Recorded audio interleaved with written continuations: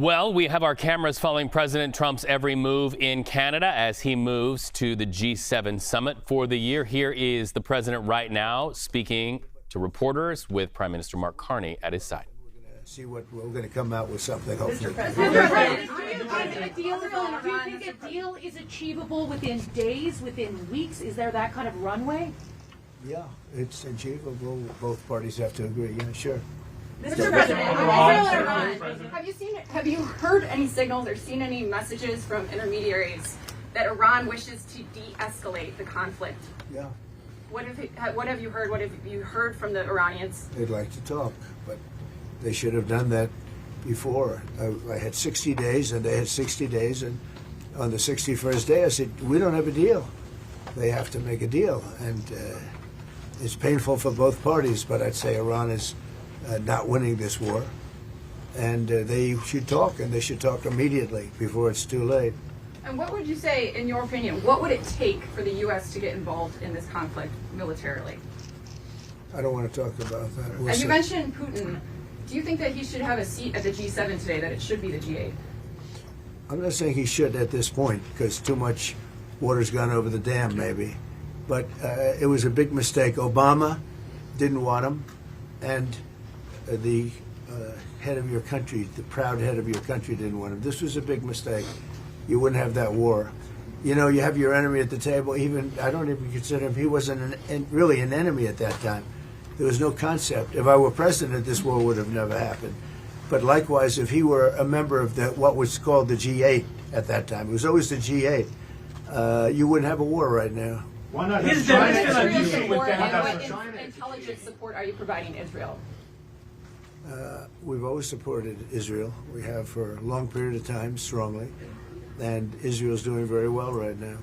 Why not have China at the G8? Why not have China here, the biggest economy in the world after the United States? Well, it's not a bad idea. I don't mind that. If somebody wants to suggest China coming in, I think we suggest. But you want to have people that you can talk to. You know, they don't talk to. Putin speaks to me. He doesn't speak to anybody else. He doesn't want to talk because he was very insulted when he got thrown out of the G8. As I would be, as you would be, as anybody would be. He was very insulted.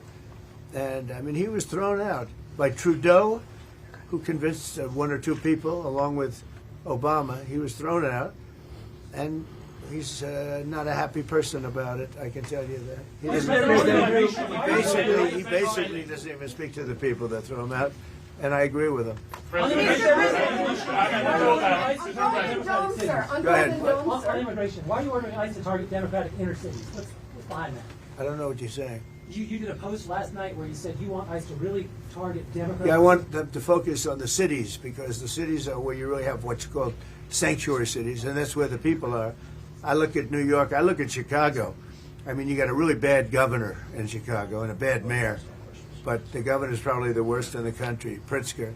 But I look at how that city has been overrun by criminals, and you know, New York and L.A., look at L.A. L.A., those people weren't from L.A., they weren't from California, most of those people, many of those people. And yeah, that's a focus.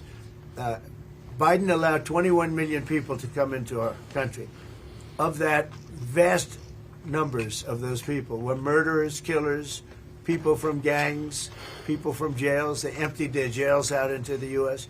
Most of those people are in the cities, all blue cities, all Democrat-run cities, and they think they're going to use them to vote. It's not going to happen. You said it would take 2 weeks to decide if Thank you. If you don't mind, I'm going to exercise my role, if you will, as G7 chair, since we have a few more minutes with the president and his team, and then we actually have to start the meeting to address some of these big issues. So, alors merci beaucoup pour vos questions.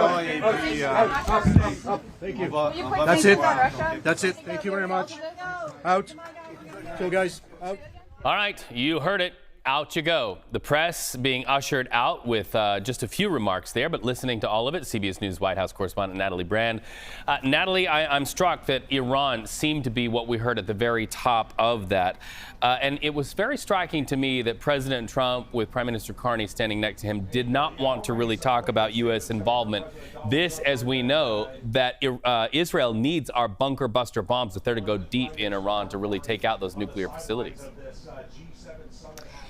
Yeah, Reed, in this short question and answer period that we heard, the president was asked about some of the new reporting, including the reporting by the Wall Street Journal, that Iran is sending signals or messages, perhaps through intermediaries, that they want to de-escalate. The president was asked about that, and he said, yes, they would like to talk. They should have come to the table and talk. And he also said they are not winning this war, but again, signaling that he wants them to come back to the negotiating table. Then someone also asked what would it take for the United States to get involved, and he said he didn't want to talk about that. That does come after a weekend social media post in which he said that if Iran were to strike, a U.S. asset, that they would be met with force unlike they've seen before.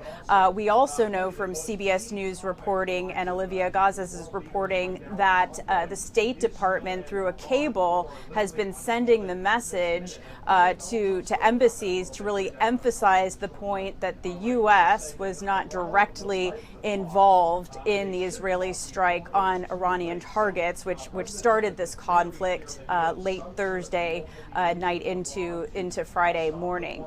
So Iran and Israel certainly hanging over the G7 summit when, ordinarily trade would probably be at the top of the agenda with the president's tariffs on all of these key trading partners. Now, this pool spray, when reporters were allowed into the room, it was quite brief because it's Canada's Prime Minister Mark Carney who's really controlling the timing of this as the host country. But in very brief remarks, President Trump also noted that this used to be the G8 and that it was President Obama and Canada's former Prime Minister Trudeau that made the decision to kick out Russia following Russia's annexation of Crimea. The president making the point that in his mind that was the wrong move and that there wouldn't be a war if that would have happened. That if that wouldn't have happened, then again is President Trump's claim. Of course, the conflict, the war, Russia's war on Ukraine, another big topic at this summit this week. All right, and really kind of got a sense of where President Trump is on China. When he was asked about China not being at the table, he really sort of said, look, we're having people who will talk to us and have conversations. That may speak a lot as we see this 90-day tariff extension continue to play out. Expires next month. Natalie Brand, thank you so much for talking to us there from the White House lawn.